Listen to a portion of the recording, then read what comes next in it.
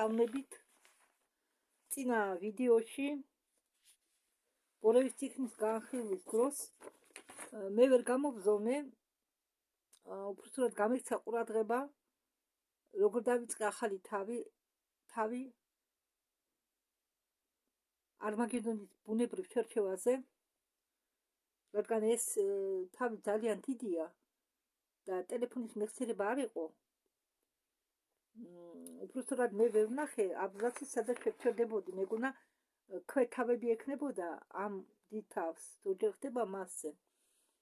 და მაგის მიხედვით ვჩერდები, მე პაუზებს ვაკეთებ, მაგრამ რადგან მოხდა ისე, რომ ტელეფონი გამითიშა შუა ადგილას, მე დავიწყებ, შუა ადგილასაც არ გაითიშა ცეცხლდასაწყისში, მე გავაგრძელებ, მე ჩავწერდი თავიდან ამას ყველაფერს, მაგრამ აქ ისე დეტალურად ახსენი ყველაფერი, რომ შემენა კიდეც ამ ვიდეოს წაშლა. ამიტომ მომიტევეთ, მე დავიწყებ შუიდან.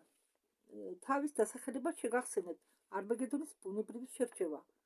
ხო, ეს მე იქ ვიდეოში არ ჩამიწერია, რადგან იქ ადგილი არ მეყო, მაგრამ ამ თავის დასახელება ჩავწერ ამ ვიდეოში. მე მგონია მარტო ამ თავს მივუთხნე, მე არ გადავხედე ფუძლებში. ხო, და ძალიან დიდი თემაა. მაფატიეს კი მართალია მე ხომ წავიკითხე, გადავთანხმე, მაგრამ არ მახსოვდა ეს სიტუაცია. ამიტომ დავიწყებ იქიდან, სადაც შევჩერდი. და თქვენ შეგიძლიათ დაბოლოებას მოусმინოთ და იმ დაბოლოებიდან შემდეგ გადახვიდეთ 26-ე ვიდეოზე. ეს იქნება 26-ე ვიდეო მგონი, რადგან 25 იყო წინა, რომელიც მე დავდე ბორევის ციხის. მაშინ დავიწყოთ. საერთოდ ნებისმიერი დამიწება, ციტყალში ბანაობა, დუში, სეირნობა, წვიმის ქვეშ ადლიერებს ენერგიების შეცვლას ასტრალურ ნაწილში ადამიანისა არის ანალოგი სიზარღვე სისტემისა. ენერგეტიკული არხები,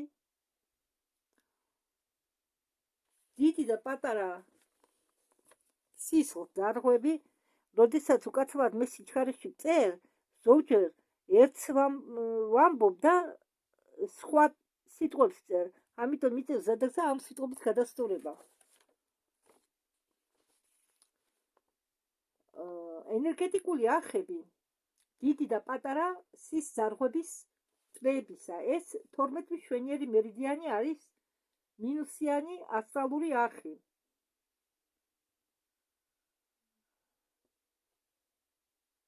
რომელიც ისრულტავს და ანაწილებს ორგანიზმში საინფორმაციო ნაწილს, სხეულში ცირკულირებად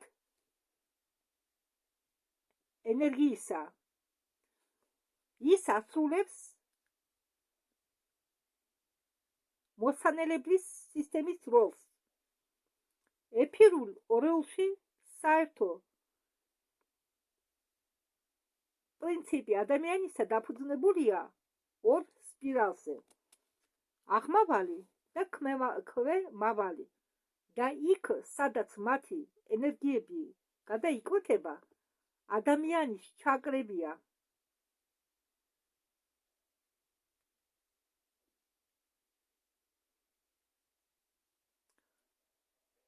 ადამიანის ჩაკრები მდებარეობს.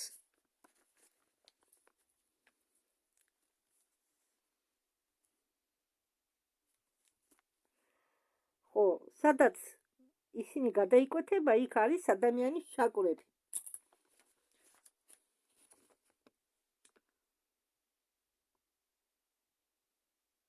მოდით ამას კიდევ წაგიკითხავთ თავიდან და შევცდები უბრალოდ სიტყვებით მოგაწოდოთ.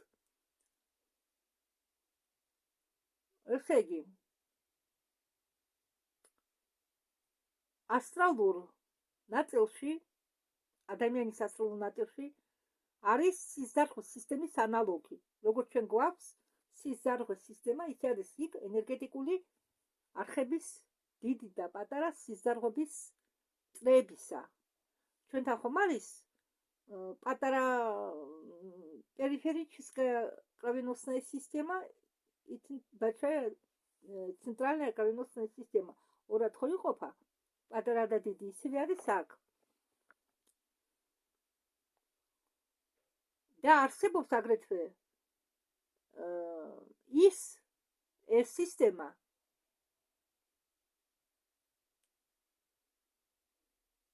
ეს ასტრალური არხი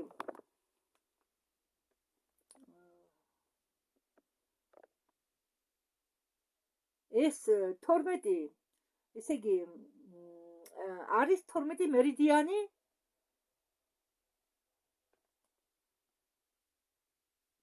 ასტრალური არხისა, რომელიც არის მინუსში. ესე იგი ეს 12 არხი ასტრალურ არხს აქვს 12 არსებობს 12 მერიდიანი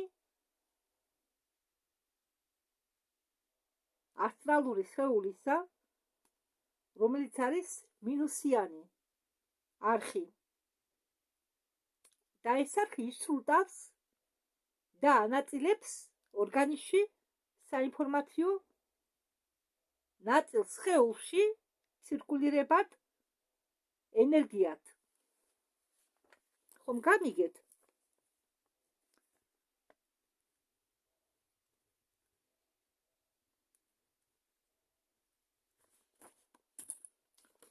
ის ასრულებს მოსანელებლის სისტემის როლს. ეფირული სხეულში საერთო პრინციპი ეფირული სხეულის ადამიანში დაფუძნებულია ორ სპირალზე. ესე იგი, ეფირული სხეული ადამიანში მუშაობს, ეფირული სხეულის მუშაობა ადამიანის სხეულში დაფუძნებულია ორ სპირალზე. აღმავალ და ქვემავალ სპირალზე. ხომ გესმით ჩემი? ადამიანის ეფირული სხეულის მუშაობა დაფუძნებულია ორ სპირალზე.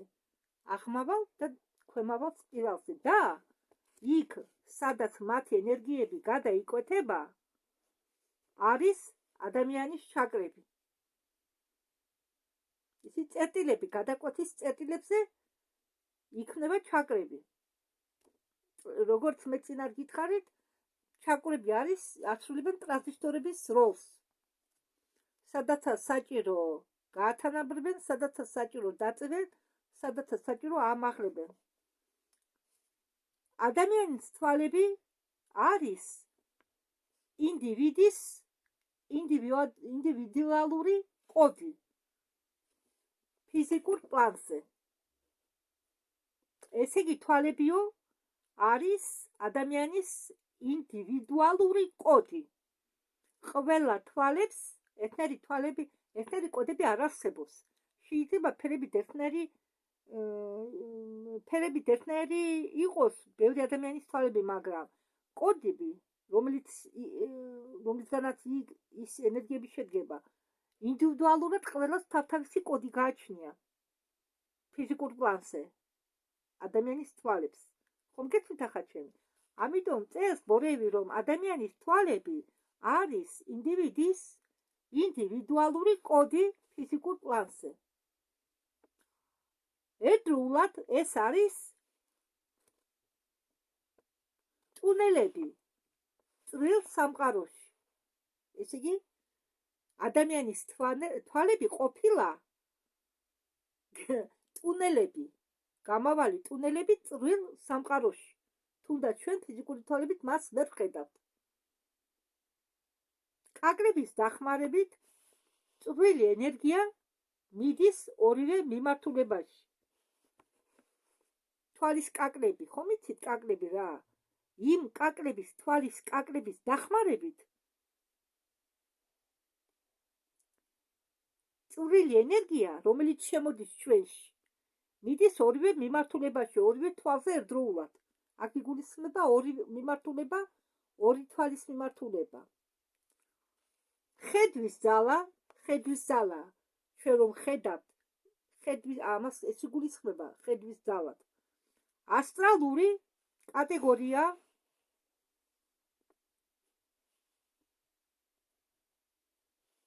ასტრალური კატეგორია. ხედვის ძალა არისო ასტრალური კატეგორია. ასტრალური კატეგორია. ის უდრის ასროვნების ძალას 4.5-ით ან მეექვსე ჩაკრის ძალას.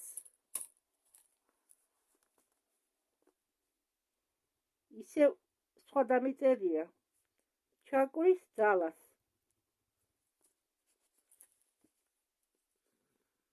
ან უდრის მეექვსე ჩაკრის ძალას. კიდევ გავიმეორებ. ხედვის ძალა ასტრალური კატეგორია. და ეს ხედვის ძალა უდრის ასროვნების ძალას 4.5-ით ან უდრის მეექვსე ჩაკრის ძალას. და მეექვსე ჩაკრა გეტყვით ახლა, მეექვსე ჩაკრა არის აჯნა, ანუ ხედვა. ხო, ხედვა, რადგან აქ მოიხსენიებს ბორიევი ხედვის ძალას და მეექვსე ჩაკრას, ეს ხედვის ძალა უდრის მეექვსე ჩაკრას, აზროვნების ძალას. და აზროვნების ძალა ყოფილა 4.5-ით. საკურველია, აჯნა არის ძალა, ხედვა უბრალოდ, მაპატიეთ, აჯნა არის ხედვა. და ეს ხედვის ძალა უდრის 4.5-ით. ანუ მეექვსე ჩაკრას 4.5-ით. ძლიერი აზროვნების დროს მე ნელა ვიტყვი ამას, რომ გასაგებად იყოს. შეიძლება თვალებით გააკეთო ყველაფერი, რაც გინდა და მეტიც. გესმით ახლა ჩემი?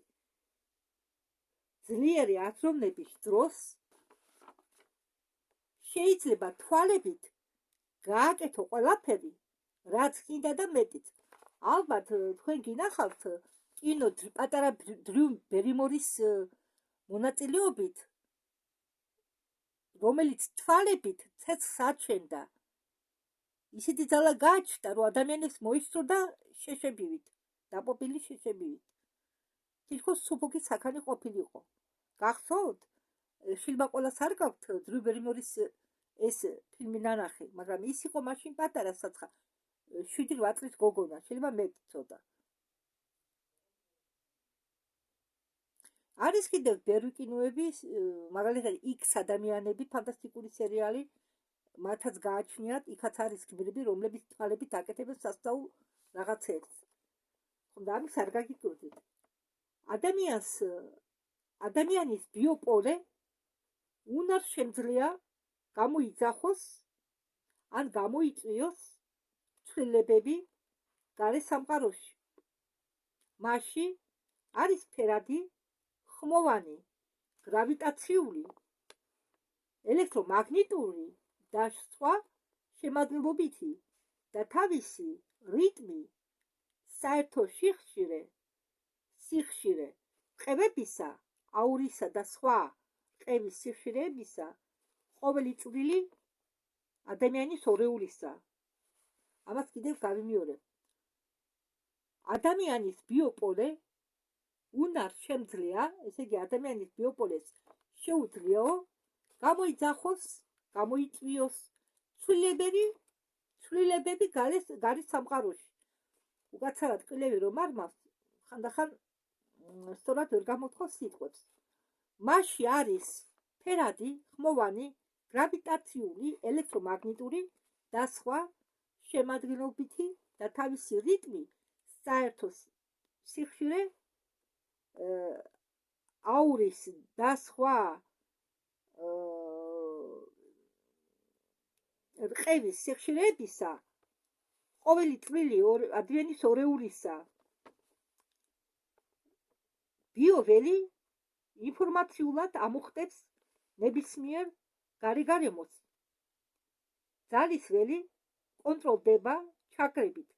მათი მოქმედება მიდის საერთო აურის საზღვრამდე, რომელიც განსაზღვრულია ნაჭუჭით მიწიერი ადამიანის სიკვდილის შემდეგ. მისი დადებითი გამოცდილება იფილტრება ხასიათში, ტვინში და ჩვევებში, უარყოფით იგი კარვაში. სულიერი მასწავლებლებს გამოაქვენ მიწიერ ასტრალში ინფორმაციული ველი კვტარი ადამიანისა. ამავე დროს ნაჩვენდება მისი ინდივიდუალურობა. ინდივიდუალურობა ემსახურება ენერგეტიკულ ემბრიონებს. მესამე დღეს ფიზიკური სხეულის სიკვდილის შემდეგ შორდება ეთერული სხეული. კრემაციის დროს კი ყველა ერთდროულად შორდება სხეული. ამ დროს წყდება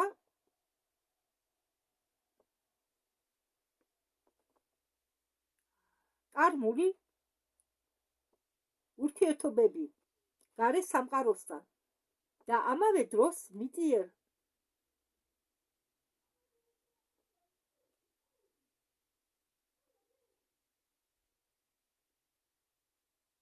ბატრები ინთავისუფლებს თავს. როგორც წინათ მე გითხარით თქვენ, ადამიანი გონია ვიდეო იმ წინა ვიდეოშია, ადამიანი თავის ესე იგი სული და ფიზიკური სხეულით დაკავშირებულია ვერცხლისფერი ძაფებთან.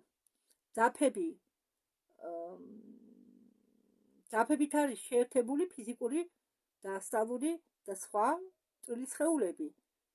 და ამიტომ როდესაც ადამიანი ითინებს, ის რა არის ძილი? ეს არის დროებითი სიკვდილი.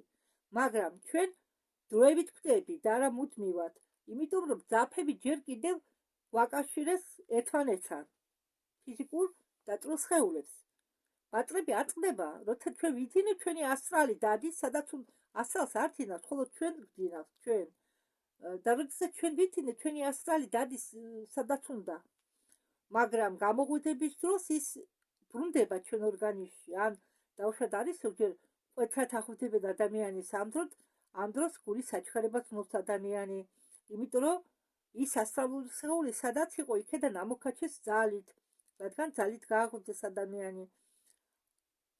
მაგრამ როდესაც სხეული ბრუნდება სული ფიზიკურ სხეულში თანდათან, მაშინ ადამიანი იღვიძებს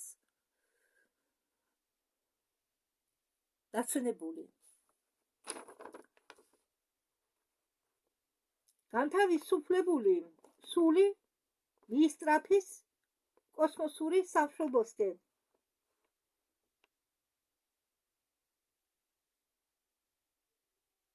გონების სამშობლოსკენ.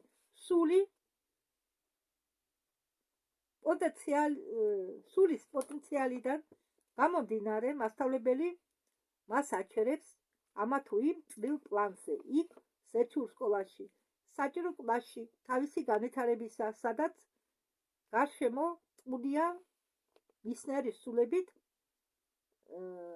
კიდევ გავიმეორებ ამას, იქ სეჩურ სკოლაში, საჭირო კლასში, თავისი განვითარებისა, სადაც გარშემო ტყუია მისნერის სულებით, მკვდარი გარდაცვლილი გადაამუშავებს ინფორმაციას ამ დაბადებისა გონებაში, ხასიათში და ჩვევებში. ესე იგი, სულს ეძლევა დრო, რომ გონზე მოვიდეს და თავისი ის ცხოვრება, რომელიც ახალხან დატოვა, გადაამუშავოს თავიდან ბოლომდე. მიწიერი ასტრალი ვრცელდება ქვევიდან ზევით 350-400 კილომეტრის სიმაღლეზე. 7 მეტრის სიმაღლე ყველაზე დაბალი ასტრალია, ყველაზე მჭიდრო, ყველაზე მძიმე დონე ასტრალისა. 7 მეტრო, ყველაზე მძიმე დონეა ასტრალისა და ისე ასტრალური მიწიერი ასტრალი გრძელდება 350-დან 400 მეტრამდე. 350-მდე 400 მეტრამდე. სიკვდილის შემდეგ ასტრალში გასული სული ყველაფერს ხედავს და ყველაფერი ესმის. ის აკვირდება ამ განხეთქვას და კარმიული არსების რეგულაციას 9 დღის განმავლობაში. ესე გაკვირდებაო ყველაფერს 9 დღის განმავლობაში რა ხდება. ყველაფერი ესმის, ყველაფერს ხედავს. მეცხრე დღეს ითიშება ზოდიაქოს ნიშნის კარმა. მაშინ სული იწევა მაღლა დედამიწის ასტრალში, სადაც ატარებს 40 დღეს. ესე იგი, ადამიანი რო ხდება, მას მეცხრე დღემდე ესმის ყველაფერი და ის ხედავს ყველაფერს. შემდეგ მეცხრე დღეს და რა არის ზოდიაქოს ნიშანი? ეს ნიშანი რათოში ჩვენ დავიბადეთ. ეს ზოდიაქოს ნიშანი იგულისხმება. ადამიანი როდესაც იბადება, მას მოყვება ის ზოდიაქოს კარმა, ხო? რათოშიც ის დაიბადა, მაგრამ მეცხრე დღეს ეს ზოდიაქოს ნიშნის კარმა ითიშება. და ამ დროს სული იწევა უფრო მაღალ ასტრალში. და ამ მაღალ ასტრალს გულითხოვე ის 350-400 მეტრამდე, აი ამ რადიუსში. არა დაბლა 7 მეტროს რადიუსში, არამედ 7 მეტროზე მაღლა. ხომ გამიგეთ? და იქ ატარებს 40 დღეს. იქ ხდება სულის გაწმენდა. გონება თითქოს თავიდან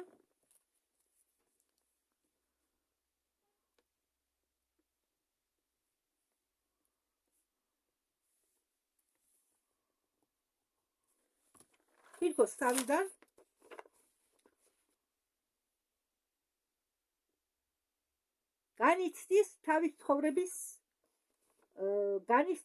ცხოვრებას ფიზიკურ პლანზე. იქ ის თავიდან განიცდის ყველაფერს.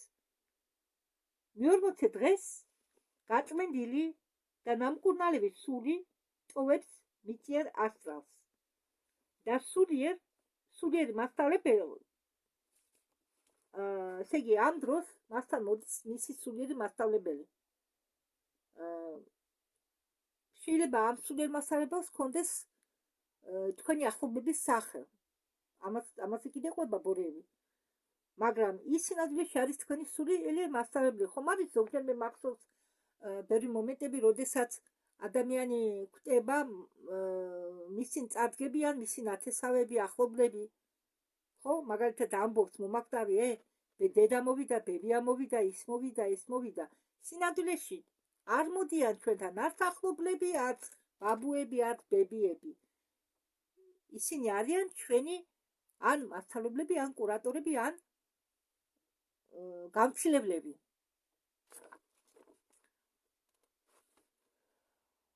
ხო, მე-40 დღეს ადამიანის სული ტოვებს მიწიერ ასტრალს.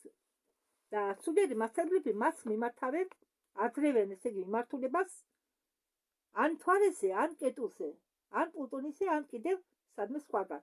როგორც მე წინა თავებში ვთქვი, დედამიწის ასტრალურ დონეზე, დედამიწისთან მთვარის შორის არის ასტრალური პლანეტა კეტუ. და როგორც ბორევი წერს, ამ პლანეტა კეტუზე არის ადგილი, სადაც ჩერდებიან სულები. დედამიწიდან წამოსული სულებს ჩერდებიან ან აქ სპეციალური ბაღია, როგორც სადგურებზე, დედამიწაზე, რკინიგზისა ავტოსადგურებზე არის სპეციალური დარბაზები, სადაც ადამიანს შეუძლია გაჩერდეს, დაელოდოს თავის ტრანსპორტს, ხო?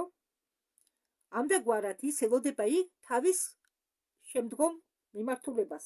და ამბობს ბორევი, ან ამ კეტულზე, რადგან ასტრალური სხეული უკვე სული ასტრალური სხეულის დონეზეა, ხო? ეს ასეთი ასტრალური ადგილები არის პლუტონიზე, მთვარეზე.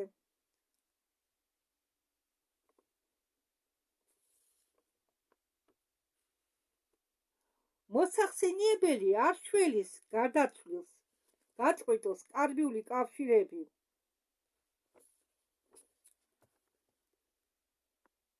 და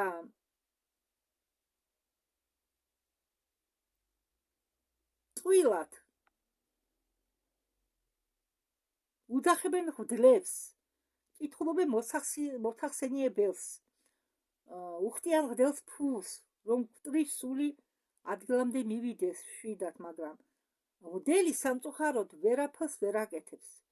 შეიძლება ახლობლებმა ნათესავებმა ილოცონ თავისი გარდაცვლილი სულზე, მაგრამ და ეს შეუსუბუქოს დროებით, რაღაც პატარა ნაწილით. მაგრამ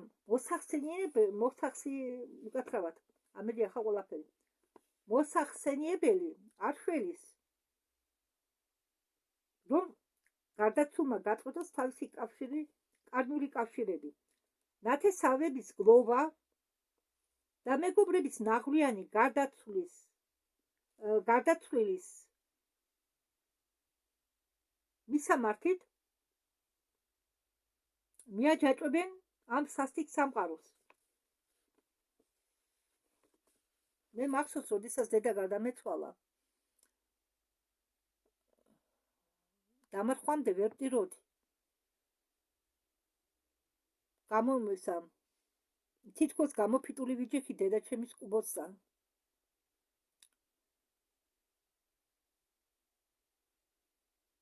კი, მანამდე კი გამოვიტირე დედა, რასაკვირველია. რადგან ის საქართველოში არ მოხვდა, სხვა ქვეყანაში მოხვდა და ის ჩამოასვენეს. მანამდე სულ ტიროდი, ბღაოდი, ძროხასავი ბღაოდი. რადგან მე სულ მაქვს დედის სიყვარული. და როდესაც დედა გარდამეცვალა, რადგან მისი სითბო და სიყვარული მე სულ მაქვს და მე ძალიან ძიმედ გადავიტანე დედის სიკვდილი. მე ვიზრდებოდი მამასთან, გაცილებული იყო ჩემი მშობლები და მამამ წამიყვანა და სულ მაქვს ჩემი დედა და ჩემი დედა. და დედა რო ჩამოასვენეს, მე ვიჯექი კუბოსთან ვერ ვტიროდი.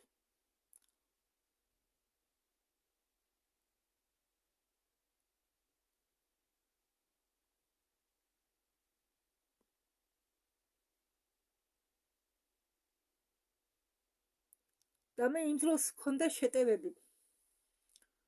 სულ მეკრებოდა მაპატიეთ. ვერ ვიხსენებ ემოციების გარეშე ამომხდს. რაღაც პრობლემები კიდე მქონდა, მე და ნერვული სისტემა მქონდა ისე მოშლილი, რომ დედის გარდაცვალებამ კიდევ დაამძიმა ჩემი მდგომარეობა და ნერვებით დროს ვიხჩობოდი. გაშენშარებული ნერვოზი მქონდა. და რატო ვიხსენებ ახლა მე ამას? და ბოლო დღეს, როდესაც დედაჩემს მარხავდნენ, მაშინ მე ვარ და ტირილი.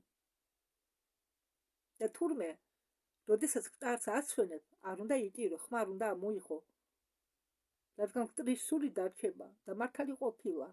მე დედა ვერ გავუშვი. არ უშვებდი დედას. და დედა როგორ გითხარ? დედა მიეჯაჭვა ჩემ სულს. მაშინ მე არ ვიცოდი თუ ყოველ ღამე დედაჩემი იყო ჩემთან, სულ ჩემთან. მაშინ მე იმდენი არ მესმოდა. შემდეგ, როდესაც მე გავერკვი ამ ყველაფერში, მივხვდი, რომ მე დედა უნდა გავუშვა. და ისიც გავარკვი თუ როგორ.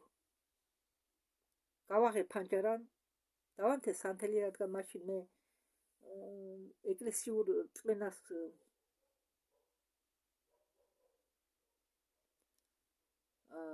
აგრეთ ვთქვათ, ქრისტიანად, ეკლესიურ ქრისტიანად, ჩვენებურ მართლმადიდებელ ქრისტიანად მომხდა თავი, ხო და გავუშვი დედაჩემი, ავუნთე სანთელი და გავუშვი. იმის შემდეგ დედა არ დამსიძრებია. კი, ხანდახან 1000 ერთხელ კი მოდის ჩემთან. მაგრამ მამის შემდეგ დედაჩემი გავუშვით, განთავისუფლდა ჩემგან. არ უნდა ვიყოთ ეგოისტები. ამიტომ გავიხსენე მე ეს ამბავი. და მამა რო გარდამეცვალა, მე ვიყავი მომზადებული სულ, რადგან ვიცოდი, რომ მამა კვდებოდა. არამედ დედის სიკვდილით დედა რო ხდება და ისიც ვიცოდ, რომ დედას დიდი ხნის სიცოცხლე არ ჰქონდა.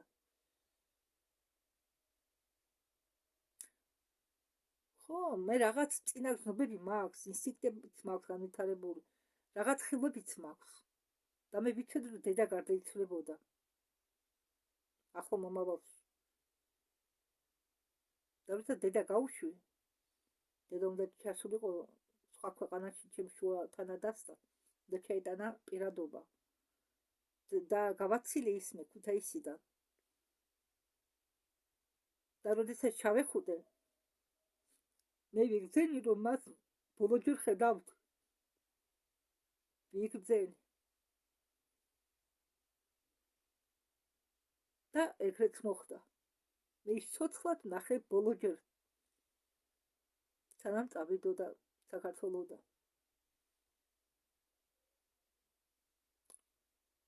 და როდესაც მამა გახდა ავად, მე ზუსტად ვიცოდი, მამა რომ ჯერ უთებ არ გარდაიცვლებოდა, რადგან ხილვები მქონდა. ეკაკრათ კოვიდის პერიოდია, მამას დიალიზს უკეთებდნენ.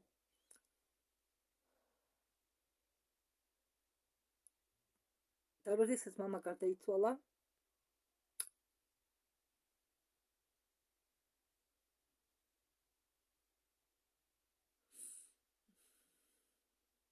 მე ვნახე ის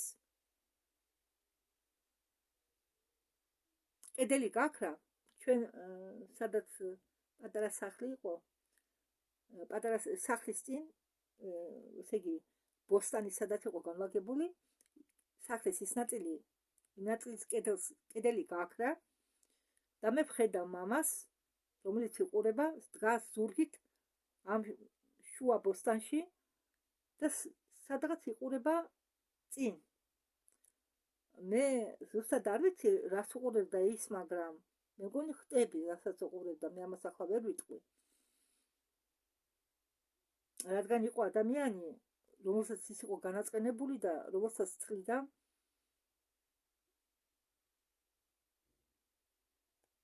რა მნიშვნელობა და რომ გარდაიცვალა, ის ჩემსკენ კი არ იყურებოდა, არამედ იყურებოდა იმ სახლისკენ, სადაც ეს ადამიანი ცხოვრობდა. რადგან ალბათ გული წყდებოდა. ხომ იცით, ზოგჯერ ადამიანები რა ეგოისტები ვართ. რაღაცას წყდებოდა გული. ბაბათიეთ, თემას გადამუხვიე, უბრალოდ მე მინდა გითხრათ, რომ ადამიანის სიკვდილის შემდეგ სული არის. და მე ვნახე მამაჩემის სახე, მამაჩემის მანქანა იდგა ეზოში. მე მარტო ვიყავი. რადგან მე ვიყავი აფხაზეთში, მამა რო გარდაიცვალა, კოვიდის პერიოდი იყო და მამა მკურნალობდა ზუგდიდში და მამა და მისი მეუღლე იყვნენ ზუგდიდში. და მე სახლში ვერ შევდიოდი 1-3 თვე. სათხარი კიდევ 3 თუ 7 რამდენი ხანი არ ვიცი, მგონი 3 თუ 2. ხო, მამა მე გადამოვასვენეს ივნისში. შევიხედე მამაჩემის მანქანაში და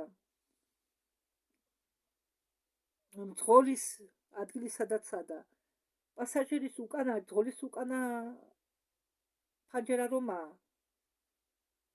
მგზავრის ადგილი. ესე იგი, მძღოლის უკანა სავარძლები რომაა. უკაცრავად ხავებენი ახლა. მძღოლის უკან მეორე ფანჯარაზე მამაჩემის სახე ვნახე. იცით რა? მამა მითხრა, არ შეგეშინდესო ლალი. თხოვო, მოდიო ფანჯარასთან. მე ეჭვი არ მეპარებოდა, რომ მე მამა მელაპარაკებოდა, რატომ და? ერთხელ იყო ასეთი შემთხვევა. მეზობელი გარდაიცვალა. და მე დამელაპარაკა ის მეზობელი. როგორც ჩულებრივად ადამიანს ველაპარაკებ. და მთხოვა, ჩემშუს უთხარიო ბინა, ეს არაფერი არ გაყიდოსო. იმ დროს ის გოგო რაღაცებს გათხოვდა თურქეთში და რაღაცებს ყიდდა. წურმანებს გზის ფულად. არა, ბინას არ შეეხო, მაგრამ რაღაცა წურმანები არ გაყიდოსო უთხარიო.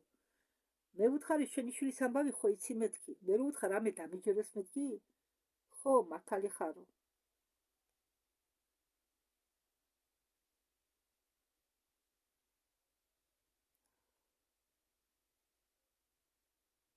ამას გულისხმობ, რომ ადამიანები სული ზოგჯერ არის პანიკაში გადაცვლის შემდეგ,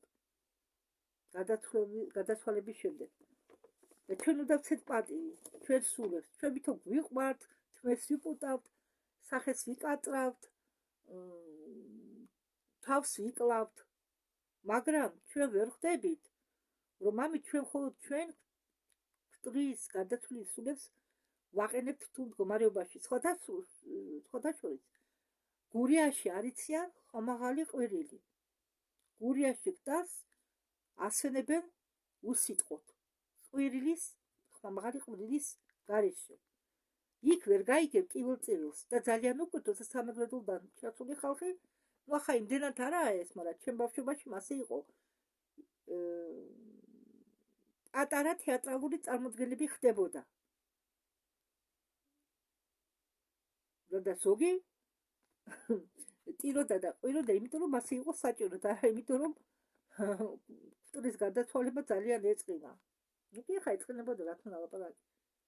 და საერთოდ დღემდე არის შემორჩენილი ზოგ აფრიკულ ქვეყნებში გადაცვლილს აცილებენ დოლ აკარდიონით, ცეკვა სიმღერით.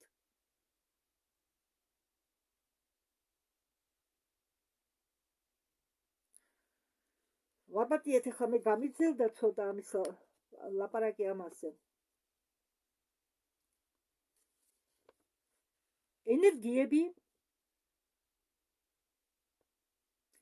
ენერგიების მიერ ეგოისტური ტანჯვისა ყოველთვის მიდის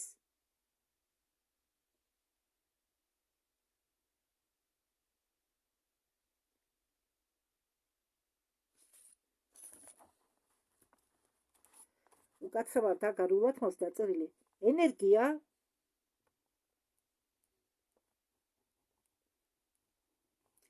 ნებისმიერი ეგოისტური ტანჯვისა ყოველთვის მიდის მინუსიან მორევში. ხო გამიგეთ ახლა მე მორევი ხო წარმოგიდგენიათ, მე ხომ გითხარით მორევი რა? აი როდესაც ადამიანი იტანჯება ტირის ნამეტანი მოთქვამს, მისი ენერგია მიდის მინუსში, მინუსიან მორევში. ხშირი კავშირი ცოცხლებისა გარდაცვლილის სასაფლაოებთან ხელს უშლის სულის გარმონიზაციას ასალში, მით უმეტეს 40 დღის დასაწყისისთვის სიკვდილის შემდეგ. ახლა აქ რა იგულისხმება? მაგალითად სამეგრელოში, არ ვიცი ხა სხვაგან, მაგრამ სამეგრელოში მე რაც ვიცი, რადგან სამეგრელოში ვარ გაზრდილი.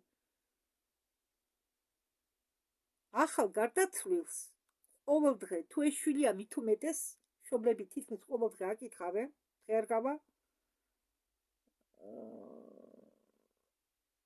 მით უმეტეს, როდესაც კვტარი ახალი გარდაცვლილია, 1-40 დღე თავი უნდა შეიკავოთ სასაფლაოზე ხშირი მისვლისაგან. რატომ? ეს მე ვამბობ, რადგან ხშირი მისვლაო 40 დღის დასაწყისიდან სანამ 40 დღე არ დამთავრდება ანელებსო სულის წასვლას. ან საერთოდ არ მიდის სული. რჩება დედამიწაზე, რადგან ვერ ცილდება თავის ახლობლებს. იმიტომ რომ სულ აკითხავენ სასაფლაოს ყოველ დღე. და მე ხო, აი თემას გადავუხვიე. მე გამიგონია მაგალითად ახალგაზრდა ქალს თუ კაცი მოუკვდება,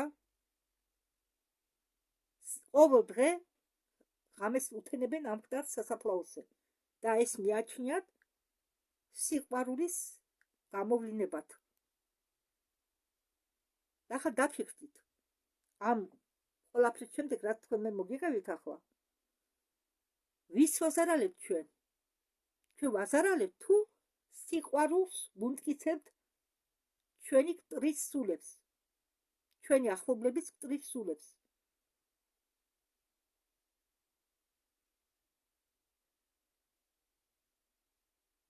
ჩვენ რო გვიყვარდეს ჩვენი მტარი. ნუ რასაკვირველია, ეს ადამიანის ბრალი არა.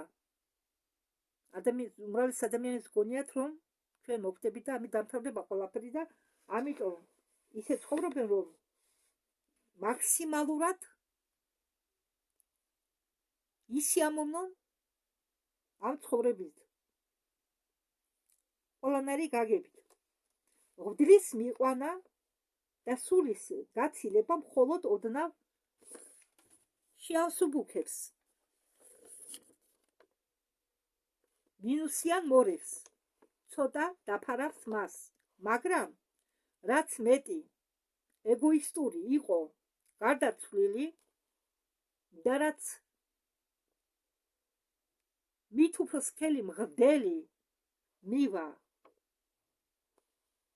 მტრის სულის მოსახსენიებლად, მით ნაკლები ეფექტი ექნება მტრის მოსახსენიებელს.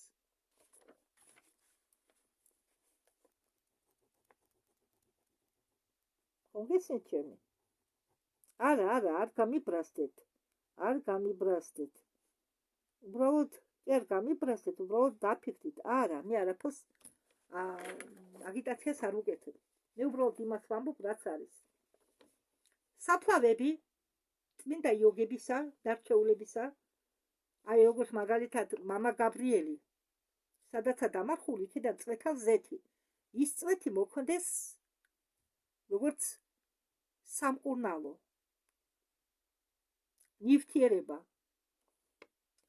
ამდაგვარი ადამიანების სასაფლაოები პირიქით, მათ რომ მიაკითხავთ, პირიქით, მაგი კარგია.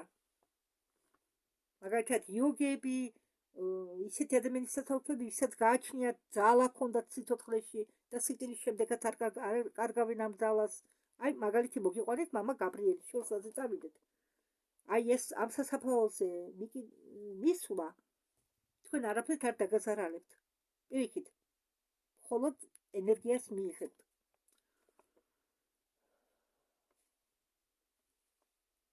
ხო, და რომლებიც ცდილობდნენ ეცხოვრათ ჰარმონიულად.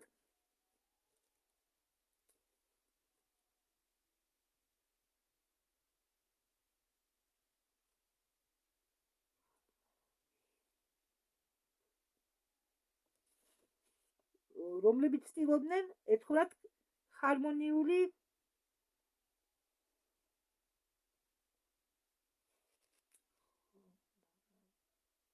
ჰარმონიულად კანონთან.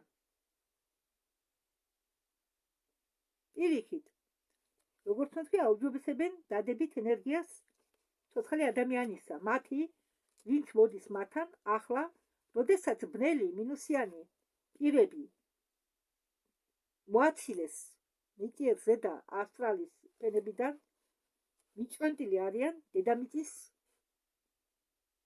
ზედაპირთან მათ ენერგეტიკული ვამპირიზმით. გახდა რაღაც ინდივიდებზე ბიოლოგიური პლანისა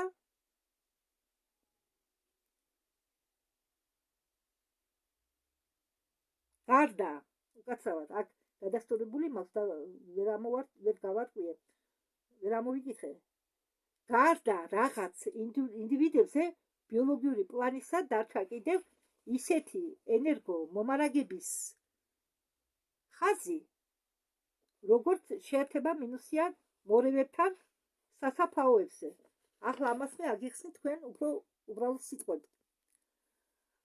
როგორც თქვენ გითხარით, მიწიერი ზედაპირის ასტრალი თავდება 350-400 მეტროზე. ადრე ბნელი ძალები ზუსტად ამ დონეზე იყვნენ გავრცელებული, მაგრამ ისინი ჩამოაგდეს დაბლა. და როგორც მე თქვენ გითხარით, 7 მეტრამდე არის ძალიან მძიმე ასტრალი, ხო?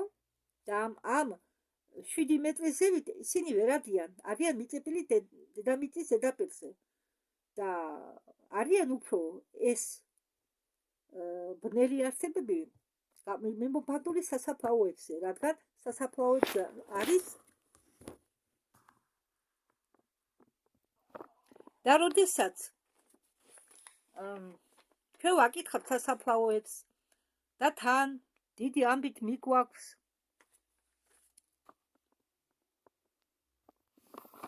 საკვები, ღვინო, არაყი, სხვადასხვა სასმელები, ნამცხრები და იქ ვასხამთ წყალს, იქ სვამენ სასაფლაოებზე, თამადობენ, ღვინოს სვამენ, ჭამენ. ახლა, როდესაც მთელი ბნელი არსებები ამ მაღალი ასტრალიდან ჩამოყრილია დაბლა, სასაფლაოზე სიარული უსაფრთხო არ არის, მით უმეტეს ავადმყოფი ადამიანებისთვის, მოხუცებისთვის, ბავშვებისთვის, ორსულებისთვის. თუ თქვენ ძლიერი არ ხართ, თუ არ ფლობთ ძლიერი ჯანმრთელობით, სასაფლაოზე სიარულს მოარიდეთ თავი, რადგან თქვენ იქ თქვენ ენერგიას წოვენ. მით უმეტეს, თუ თქვენ რამე საკვებთან ერთად მოხდით შემთხვევით სასაფლაოზე, თქვენ აუცილებლად უნდა დატოვოთ ეს საკვები და ეს წყალი სასაფლაოზე.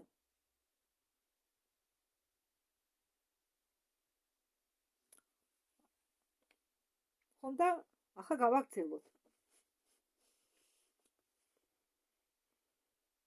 არ იაროთ სასაფლაოებზე, თუ თქვენ არ ფლობთ ჯანმრთელობით.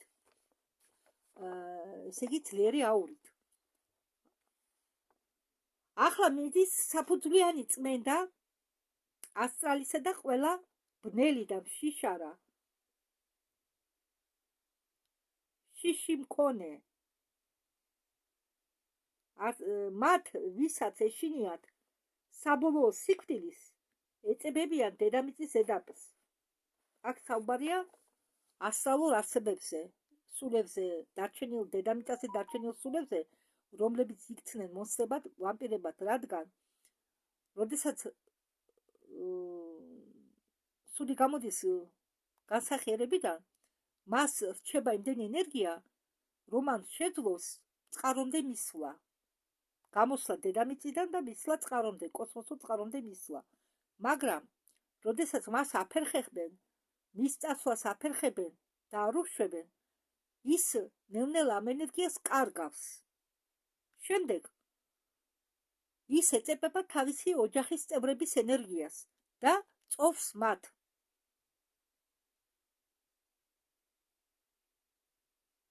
და ამის გაგება, რომ თქვენ გწოვენ, რთულიც არ არის. იმიტომ რომ ის ოჯახის წევრები, მით უმეტეს მშობლები თუ შვილი მოუკვდათ, ან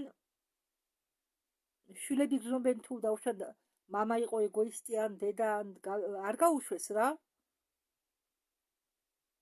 თქვენ გეცლებათ ენერგია, თქვენ იღლებით, თქვენ ხდებით ცუდად, თქვენ ან სხვა ოჯახის წევრები, მით უმეტეს თუ პატარა ბავშვები არიან ან მოხუცეები, ისინი ამას ძალიან მაგრად გრძნობენ. გრძნობენ როგორ? ავად არიან უბრალოდ. და თუ თქვენი ოჯახის წევრის გარდაცვალების შემდეგ თქვენ ხედავთ, რომ თქვენი ოჯახის წევრები დნებათ თქვენ თვალის წინ, ან ავადმყოფობენ,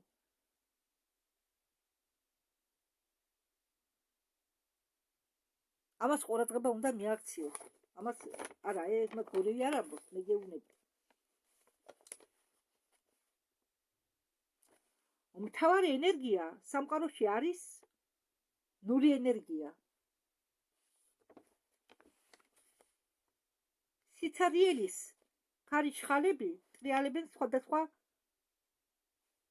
ხარეში. ხო, როგორც წინათ ბორემა თქვა, არსებობს სიცარიელე, მაგრამ ეს სიცარიელე არ არის უბრალო სიცარიელი, ეს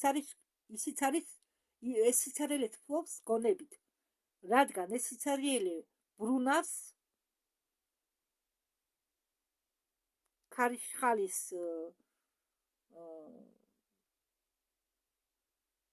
ფორმით, ბრუნავს ამ საათის ისრის მიმართულებით ან საათის ისრის საწინააღმდეგო. და ასეთი ქარიშხალები ტრიალებენ სხვადასხვა მიმართულებით. სიცარიელე, ხო, მაგრამ ისიც მოძრაობს. სიცარიელე გარდაიქმნება კვარკებში. მიკროაგურებებში, ფიზიკური მიკროსამყაროსი და თან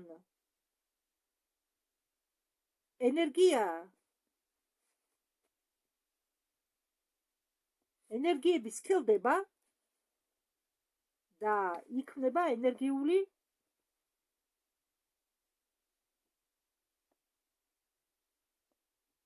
კამოჩკი.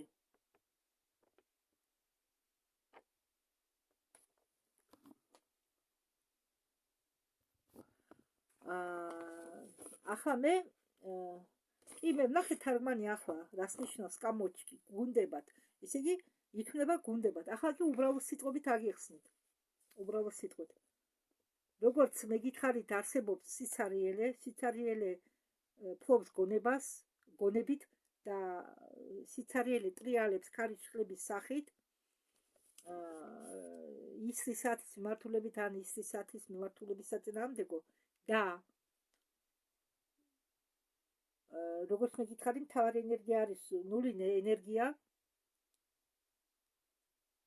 და ეს სიცარიელის ქარიშხლები ტრიალებენ სხვადასხვა მხარეში, სხვადასხვა მიმართულებით. რა დროსაც ეს სიცარიელე გარდაიქმნება კვარკებში. მე ხა შევედი ინტერნეტში და შევეცადე მომიძებნა სიტყვა კვარკის მნიშვნელობა. კვარკი არის ქართულადაც კვარკი, მაგრამ რადგან მე თქვენ გითხარით, რომ სიცარიელე გარდაიქმნება კვარკებში, მიკროაგურებში, ფიზიკური მიკროსამყაროსი და თან ენერგიები სქელდება და იქმნება ენერგიული გუნდები. და მე ხლა მინდა თქვენ აგიხსნათ, რას ნიშნავს ვცლად კვარკი.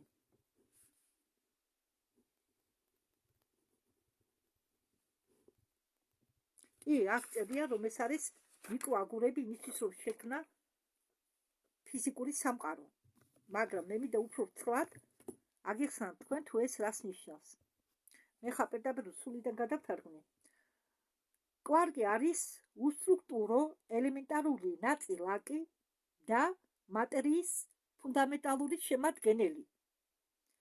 კვარკები უერთდებიან ერთმანეთს შემადგენელ ნაწილაკებში, რომელსაც უწოდებენ ადრონები. უფრო სტაბილური, რომლებიდანაც არიან პროტონები და ნეიტრონები, ესენი არიან ატომური ბირთვების კომპონენტები. ესე იგი, ნივთიერება, რომელსაც ჩვენ ხედავთ, შედგება ზედა ქვედა კვარკებისგან, ესე იგი ზედა კვარკებისგან, ქვედა კვარკებისგან და ელექტრონებისგან. რადგან ასეთი მოვლენებიდან გამომდინარე, როგორც ფერის შეკავება, კვარკები არასდროს არ ხდება იზოლირებულად ცალ-ცალკე. მათი მოძებნა ნახვა შეიძლება მხოლოდ ადრონების შემადგენლობაში, რომლებშიც შედიან ბარიონები. და მეზონები. ბარიონი ეს არის როგორც პროტონები და ნეიტრონები. ბარიონი არის როგორც პროტონები, წარმოადგენენ ისეთ რაღაცებს როგორც პროტონები და ნეიტრონები. მეზონი, სწორედ მახვილ, მეზონი, ოზია მახვილ. ან კვარკი გლუონურ პლაზმაში. მეზონი, ქართულად მეზონი, ან კვარკი გლუონურ პლაზმაში. ან რუსულად მეზონი, или კვარკ გლუონной плазме. კვარკ გლუონной плазме. ამის ესეთ შეიძლება წარმოქმნა კვარკებზე მიიღო თუ დააკოდებით ადრონებს და ტყუილად არ შექმნეს ადრონული კოლაიდერი.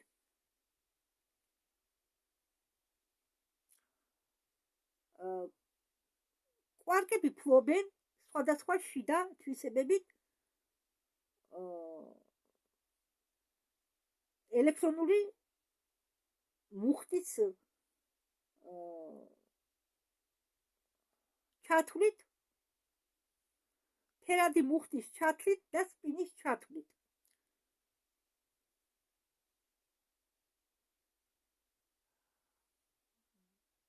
ესენი არიან ელემენტარული ნაწილაკები,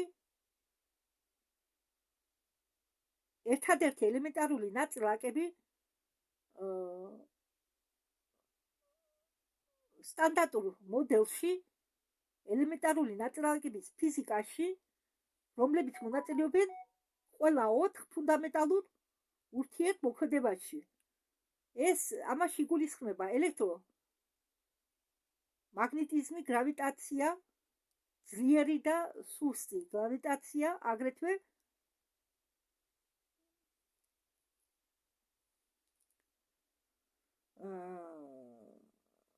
შემოკლებული ელემენტარული მუხტის რიცხვები. არსებობს კვარკების 6 კატეგორია, რომელსაც უწოდებენ აგრეთვე არომატებს. ქვედა, ზედა, უცნაური, მშვენიერი, აჩვენავაჭილნი. ამას გადაგითარგმნით და ჭეშმარიტი.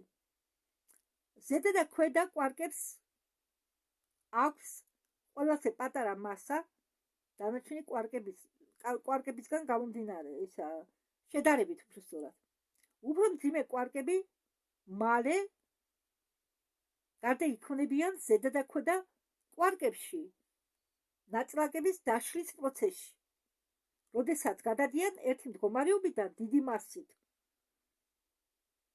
მეორე მდგომარეობაში ნაკლები მასით. ამის გამო ზედა და ქვედა კვარკები როგორც წესი სტაბილურები არიან და უფრო გავრცელებული არიან მთელ სამყაროში. როდესაც ეს უცნაური, ჭეშმარიტი, ლამაზი და მშვენიერი კვარკები შეიძლება შეიქმნას მხოლოდ მაღალ ენერგიასთან, ესე იგი მაღალი ენერგიის ნაწილაკებთან შეტაკების დროს. მაგალითი, კოსმოსური სხივების და ნაწილაკების დამაჩქარებლების მონაწილეობით. ყოველი კვარკის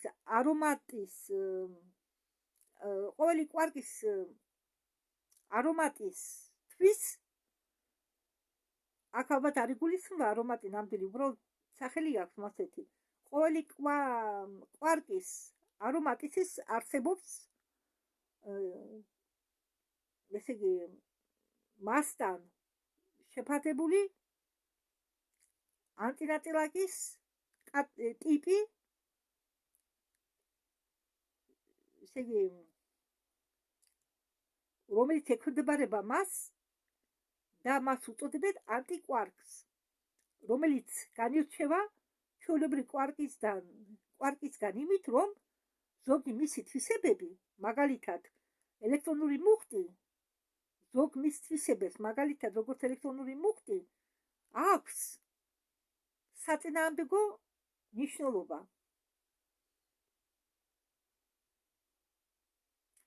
ჭეშმარიტი კვარკი იყო აღმოჩენილი ფერმი, ეს გვარი ალბათ ფერმა არ იგულისხმება, გვარია ფერმა არ იგულისხმება, არ შეგეშალოთ. ფერმის ლაბორატორიაში 1994 წელს.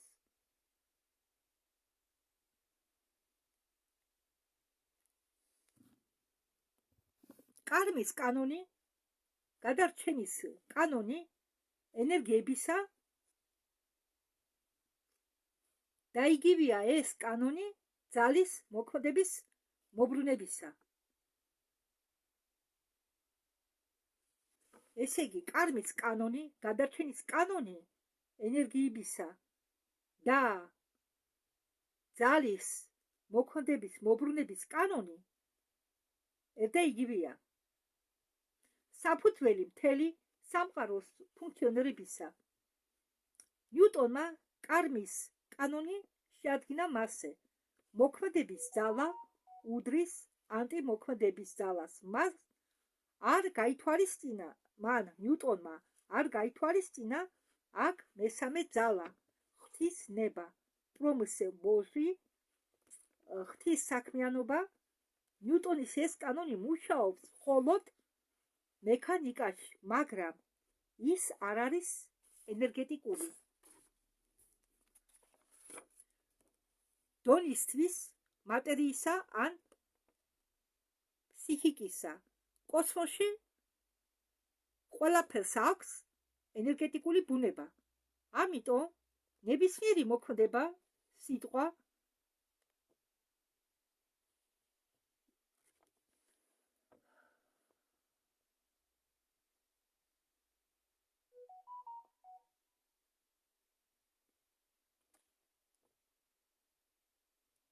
ამიტომ ნებისმიერი მოქმედება, სიტყვას, აზრს, გრძნობას მოაქვს უკანა ძალა. ამას შეიძლება ბუმერანგის ძალაც უწოდო. უკან მოქმედება, ანუ ბუმერანგი. მე ასე ფიქრობ. კარმის კანონი მეშვიდე ჩაკვრისა, მეშვიდე წამდე, მაგრამ მაგის სარგებლობა მასე უნდა შეძლოთ, რომ სტიმულაცია გაუკეთოთ ევოლუციას, გაუმჯობესდეს სინამდვილე, თან შექმნათ სასიამოვნო გარემო საკუთარი თავისთვის და ოჯახისთვის, მეგობრებისთვის, სოფლისათვის, ქვეყნისთვის, გალაქტიკისთვის, სამყაროსთვის. კარმა ეს არის ენერგეტიკული მოვალეობა. ის აქ კრისტალსაც უკაცრავად ის აქვს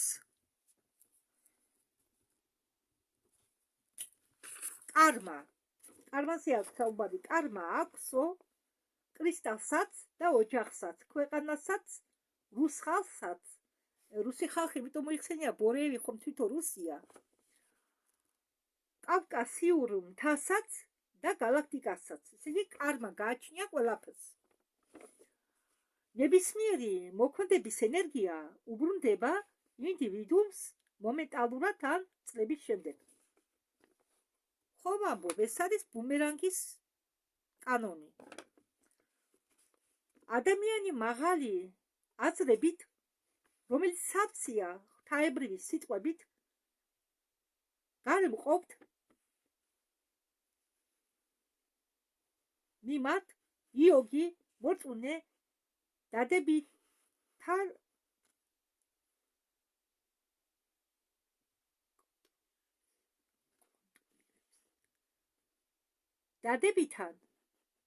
კონტროლირებს სივრცეს მის გარშემო.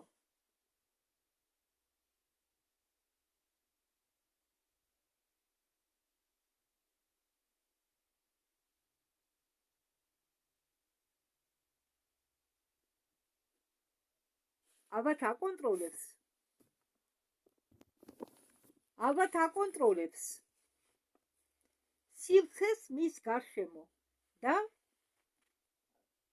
ჩქარა ევოლუციონირებს ხშირად მიწიერი ადამიანი ითმენს ტკივილს არ ცოდნის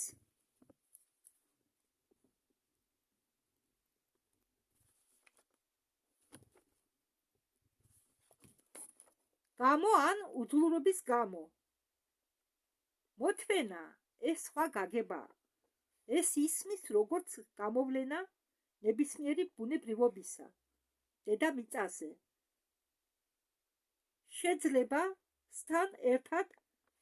შეიძლება შეცვალო ჰუმანურად ეს გამოვლენა.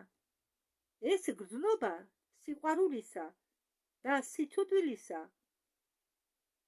ეს სიცოცხლიანობა უძლურობის მიმართ, სიზარმაცის მიმართ და სხვის სისუსტის მიმართ. ესე იგი, მოთმენა და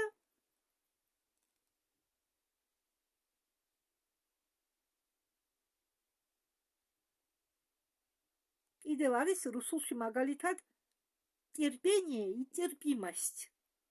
терпение არის მოთმენა და терпимость კიდევ ითარგმნება როგორც მოთმენა.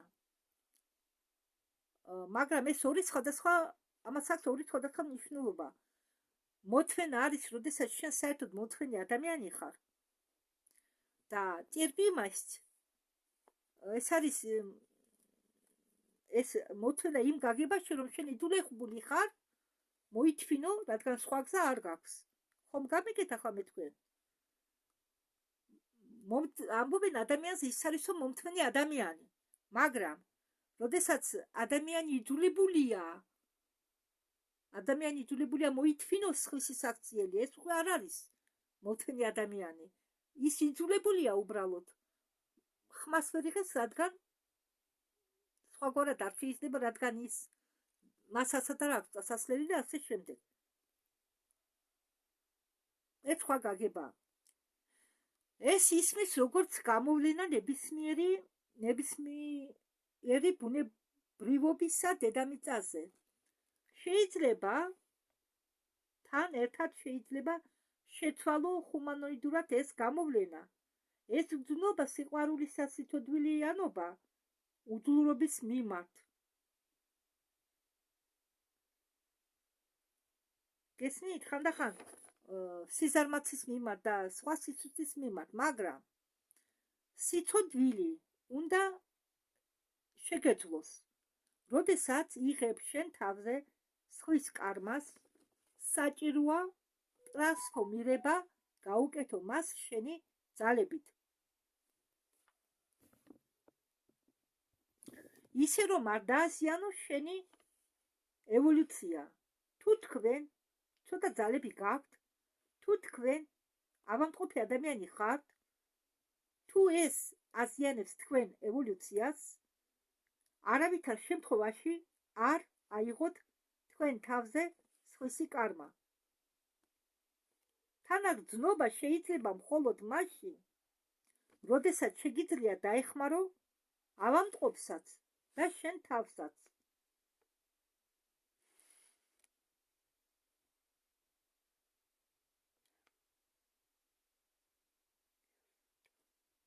ერთდროულად. სხვა შემთხვევაში თქვენ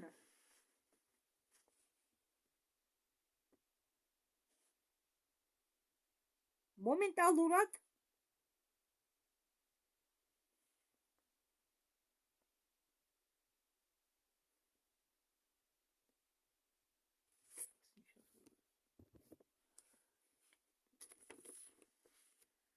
სხვა შემთხვევაში თქვენ მოთმენა მოგიბრუნდებათ მოთმინებად.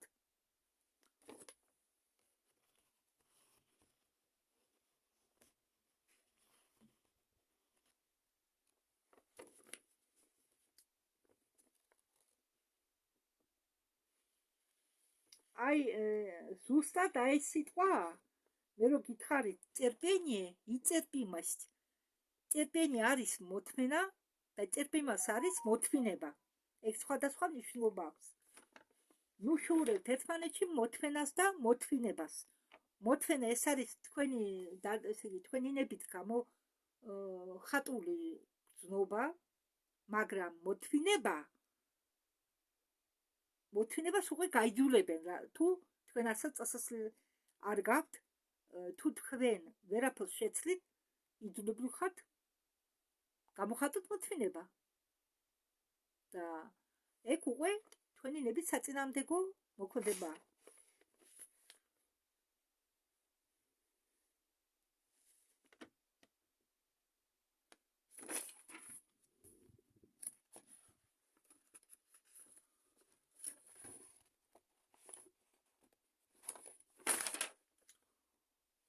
ესე იგი, შემდეგ ლექსია, არა, თავის დასახელება არა, პირდაპირ ლექსია, ლექსი მე გამოვტოვე და ისე ვაგრძელებ ამ თემას.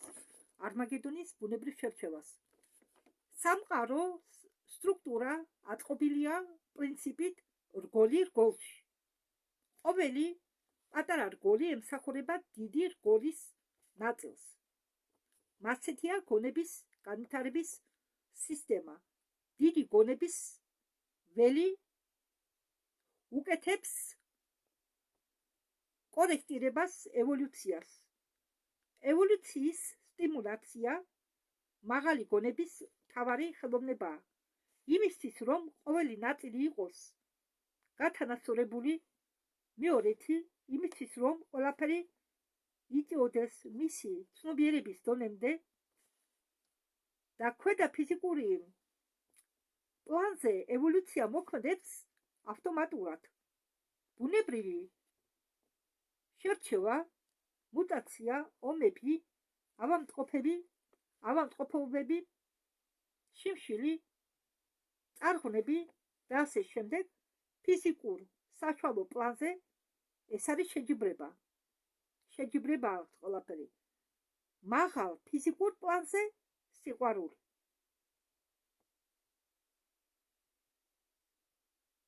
კონგესენ ჩემი. კარგი. შევეცდები უბრალოდ სიტყვით აგიხსნა. იმისთვის, რომ ყოველი ნაწილი იყოს გათანასწორებული, მეორეთი ამ რგოლების ნაწილი. იმისთვის, რომ ყველაფერი იწიოდეს მისი ცნობიერების დონემდე, ქვედა ფიზიკურ პლანზე არის ესე იგი ფიზიკური პლანი და ეს ფიზიკური პლანი იყოფა ორ ნაწილად, ზედა და ქვედა. და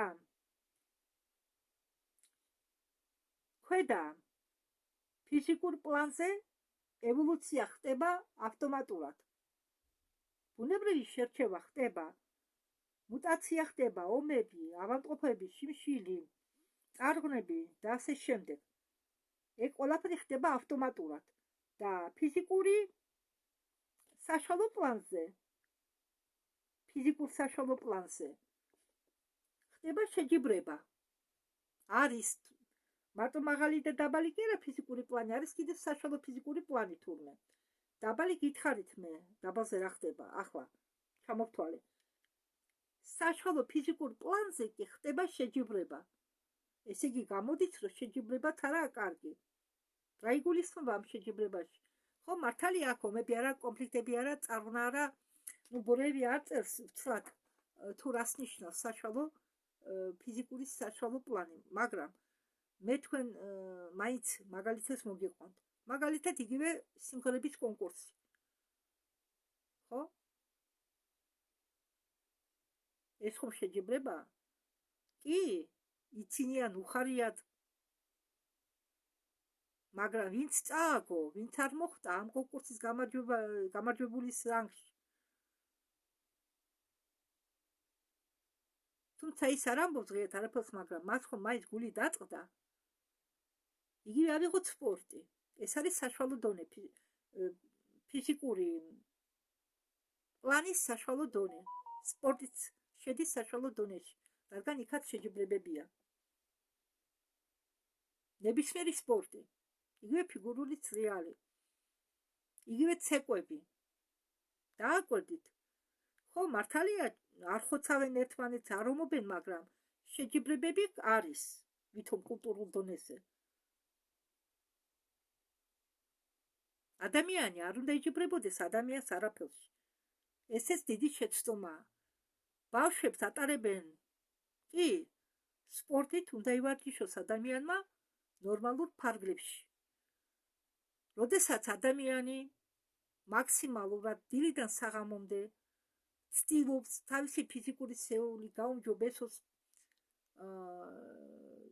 ძიმე დატვირთით სირბილით უზომ არაფერი ვარგა. ჩვენ ის ადამიანები, ვინც დაკავებულია მთელი თავისი ცხოვრება ერთი რაღაც კეთებით, ისინი იფიდებიან დროზე ადრე. 30 წლისთვის ისინი გამოიყურებიან მოხუცებად. მათ უკვე არ გააჩნიათ არანაირი ენერგია. იგივე ბალეტი ავიღოთ. შეჯიბრება. კომუნისტების დროსაც იყო შეჯიბრება, დაბა ვინ რამდენ შეაგროვებს. ეს არ არის ევოლუცია, ეს არ არის სულიერი განვითარება. სულიერი განვითარების დროს შეჯიბრება არ არსებობს. ესე იგი, აქედან გამომდინარე, თვითონ გავუკეთეთ ანალიზი. შეჯიბრება როგორ მოქმედებს ადამიანზე, დადებით და თუ არ ყოფითად, ხო? ახლა არის დარჩა ფიზიკური პლანის მაღალი დონე. ფიზიკური პლანის მაღალი დონე მიეკუთვნება სიყვარული.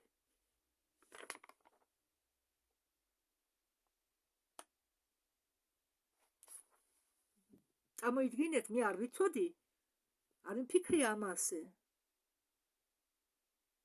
რომ ეს შეჯიბრებები უარყოფით მიეკუთვნებოდა.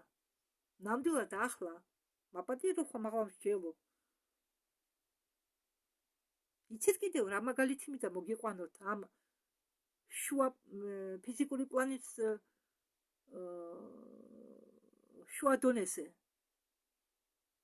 შუა დონესთან დაკავშირებით. დავანებოთ თავის შეჯიბრებებს, ესა ცეკვებს, სპორტს და ასე შემდეგ. თქვენ თვითონ ჩაიხედეთ თქვენ გულში. ზოგი ადამიანი ყიდულობს რაღაცას, იმიტომ რომ იმ ადამიანს აქვს, მეზობელს აქვს, და მე რატო უნდა მქონდეს. ის კი რა უკეთესად ყიდულობს. ძვირიანს ყიდულობს. მე შემდეგ ნახავს ის მეზობელი რომ მან უკეთესი იყიდა. წავა ისიც იყიდის იმაზე უკეთეს. ხანდახან ხოლმე ჩვენ იცით რა ადამიანები მოქმედებენ ავტომატურად. ყიდულობენ მივთევს, საგნებს და ხანდახან ჩვენ არ ვფიქრდებით, ჩვენ გვჭირდება ეგი? ან მაგალითად ვისაც აქვს საშუალება ფული და ყიდულობს და ის შედის ისეთ სახლში, სადაც ღარიბულათა მოწყობილი, ის ზევიდან აპარტამნად უყურებს ამ ოჯახის წევრებს. ეგით შეჯიბრებაა.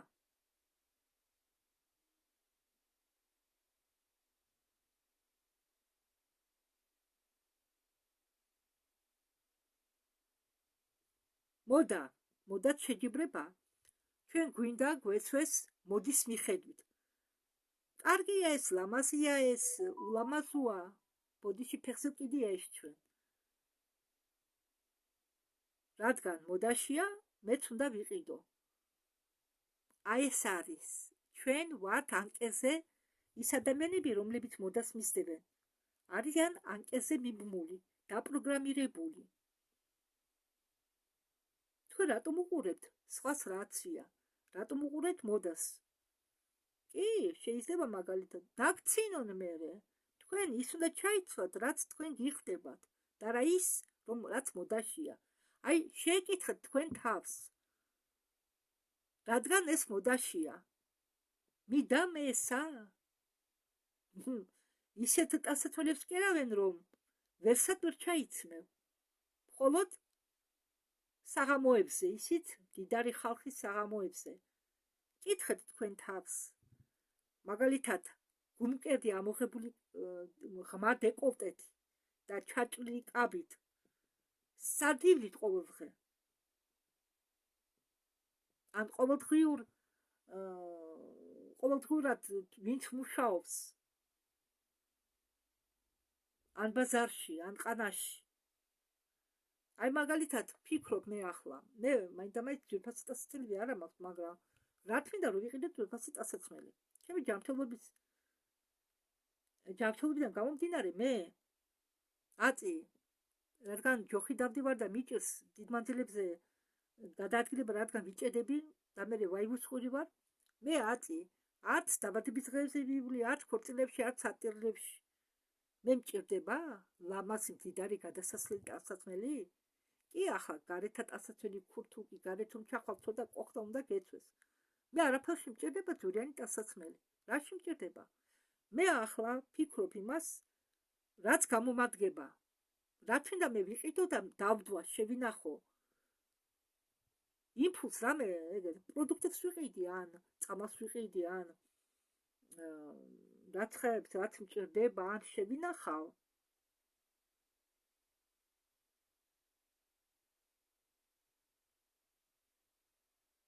ფული ყოველთვის საჭიროა, ხო?